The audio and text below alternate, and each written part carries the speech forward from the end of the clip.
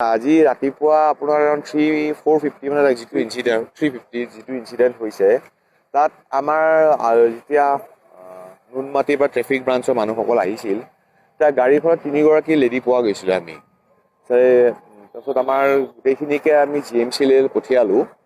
তাতে 2গৰাকী বড ডেড আছিলে আৰু এগৰাকী তাতে ট্ৰিটমেণ্টত এক্সপায়াৰ কৰিছে। কিন্তু তদন্তকালত দেখা গৈছে যে যিজন চালকজন গাড়ীখনৰ পৰা মিচিং হৈ আছে। তো আমি গাড়ীখনৰ ৰেজিষ্টাৰ অ'নাৰৰ লগত কণ্টেক্ট কৰিছোঁ। তেওঁ বিশেষকৈ ধেমাজিত থাকে। তেওঁ গাড়ীখন কোনোবা ট্ৰেভেল এজেঞ্চিক ৰেণ্টত দিছিলে। এতিয়া আমি সেই তদন্ত কৰি আছোঁ। আমাক প্ৰথম কষ্ট লাগে যিহেতু অলৰেডি আমি 3গৰাকী মহিলাই হওক বা আমাৰ বাই ভনী ঢুকাইছে, হেৰুৱাইছোঁ। আমাৰ লাগে প্ৰথম ড্ৰাইভাৰজনক লাগে যোনে গাড়ীখন চলাইছিল, কাৰণ তেওঁহে আচল কথা ক'ব কি হৈছিলে।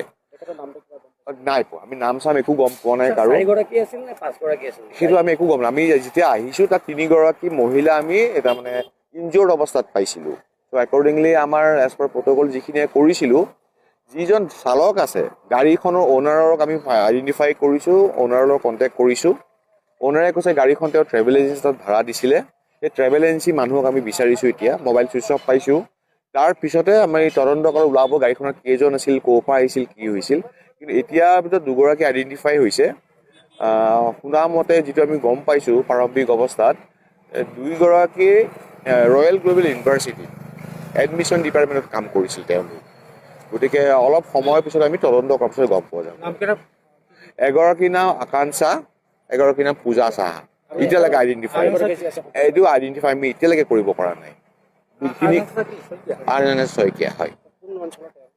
এগৰাকী হৈছে শিৱসাগৰৰ, এগৰাকী হৈছে গোৱালপাৰা। আইডেণ্টিফাইটো আমি কৰিব পৰা নাই, গতিকে আমি ঠিকনাটো উলিয়াব পৰা নাই। যিগৰাকী আইডেণ্টিফাই কৰিব পৰা নাই তেখেতৰ বয়স এৰাউণ্ড 30 মান হ'ব, এপ্ৰক্সিমেট 30। বাকীগৰাকী এৰাউণ্ড 25ৰ ওচৰে পাজৰে। ট্ৰাক জব্দ কৰা হৈছে, ট্ৰাকৰ মালিককো মাতা হৈছে। গতিকে আমাৰ এজ পাৰ প্ৰচিডিউৰ গোটেইখিনি কৰা হ'ব। একজেক্টলি ট্ৰাকটো এনেকৈ ৰাস্তাত ৰাখিব নোৱাৰে, পাৰ্কিং স্পেচত ৰাখিব লাগে। সেই তদন্তকালত আমি গোটেইখিনি বস্তু চাই চিতি কৰিম। আপোনাৰ সময় আপোনাক জনাই থাকা। আজি ৰাতিপুৱা আপোনাৰ এৰাউণ্ড 4:50 মানে যিটো ইনচিডেণ্ট 350 যিটো ইনচিডেণ্ট হৈছে তাত আমাৰ যেতিয়া নুনমাটি বা ট্ৰেফিক ব্ৰাঞ্চৰ মানুহসকল আহিছিল তাৰ গাড়ীখনত 3গৰাকী লেডি পোৱা গৈছিলে আমি। তাৰপিছত আমাৰ গোটেইখিনিকে আমি GMC পঠিয়ালোঁ। তাতে 2গৰাকী বড ডেড আছিলে আৰু এগৰাকী তাতে ট্ৰিটমেণ্টত এক্সপায়াৰ কৰিছে। কিন্তু তদন্তকালত দেখা গৈছে যে যিজন চালকজন গাড়ীখনৰ পৰা মিচিং হৈ আছে।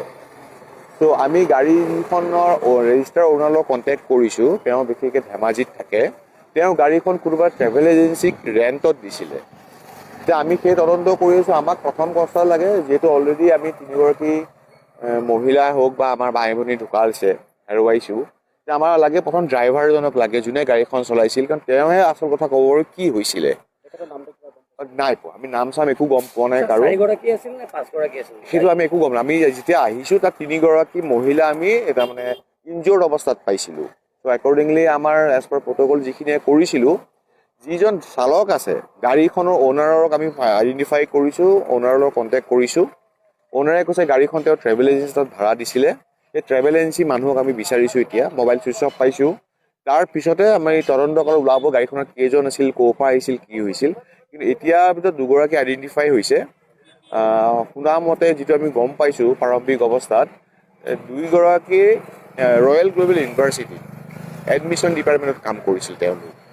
গতিকে অলপ সময়ৰ পিছত আমি তদন্ত কৰাৰ পিছত গম পোৱা যাব।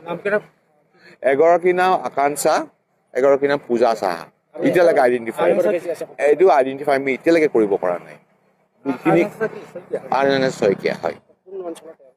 এগৰাকী হৈছে শিৱসাগৰৰ, এগৰাকী হৈছে গোৱালপাৰা। আইডেণ্টিফাইটো আমি কৰিব পৰা নাই, গতিকে আমি ঠিকনাটো উলিয়াব পৰা নাই। যিগৰাকী আইডেণ্টিফাই কৰিব পৰা নাই তেখেতৰ বয়স এৰাউণ্ড 30 মান হ'ব, এপ্ৰক্সিমেট 30। বাকীগৰাকী এৰাউণ্ড 25ৰ ওচৰে পাজৰে। ট্ৰাক জব্দ কৰা হৈছে, ট্ৰাকৰ মালিককো মাতা হৈছে। গতিকে আমাৰ এজ পাৰ প্ৰচিডিউৰ গোটেইখিনি কৰা হ'ব। একজেক্টলি ট্ৰাকটো এনেকৈ ৰাস্তাত ৰাখিব নোৱাৰে, পাৰ্কিং স্পেচত ৰাখিব লাগে। সেই তদন্ত